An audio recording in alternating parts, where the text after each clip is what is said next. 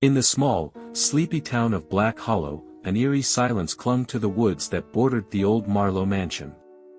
The locals avoided the house, claiming it was cursed. For generations, the Marlowe family had lived in that mansion, but every heir disappeared mysteriously before their 30th birthday. The townspeople whispered about dark rituals and a bargain made with a force that lurked in the shadows of the forest. The fall of 1983, Sarah, a young journalist, moved to Black Hollow, intrigued by the tales of the Marlowe mansion. She had heard the stories growing up but never took them seriously.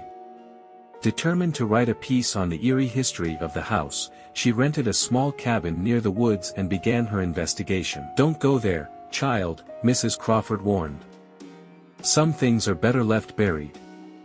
The Marlowes made a deal with something dark, something that still waits for them." Sarah scoffed at the warning. She was no stranger to superstition. That afternoon, she ventured to the mansion. The mansion was as decrepit as the rumors suggested, its once grand structure now overrun with ivy and the relentless march of decay. The windows were boarded up, the front door barely hanging on its hinges.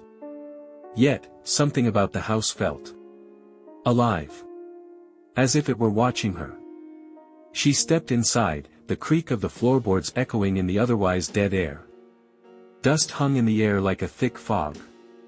She explored each room, feeling the oppressive weight of history pressing down on her. There were signs of recent activity, fresh footprints in the dust, a chair knocked over, and an old, weathered journal lying on the ground. Sarah picked it up, flipping through its pages. It was filled with strange symbols, written in a hurried, frantic hand. Then, she found an entry that caught her attention. "I made the deal. It promised power, wealth, immortality. But every time one of us turns 30, it comes for them. It comes to collect." A chill ran down Sarah's spine. She suddenly felt the hair on the back of her neck stand up, the air growing colder. A low, guttural growl echoed from the depths of the mansion. Heart pounding, Sarah rushed to the door, but it slammed shut before she could reach it. The walls seemed to close in on her. In the darkness, something moved. She turned, her breath catching in her throat. A shadowy figure emerged from the corner, its form indistinct, but its eyes, glowing like embers, stared directly at her.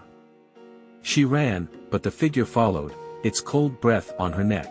When Sarah's body was found 2 days later, no one could explain the condition of her remains. Her eyes were wide open, frozen in terror, and her hand clutched the journal she had found. The words, now smeared with blood, were the last thing anyone could read. "It has claimed me." The Marlowe mansion still stands, empty and untouched, its dark secret waiting for the next soul brave enough, or foolish enough, to enter.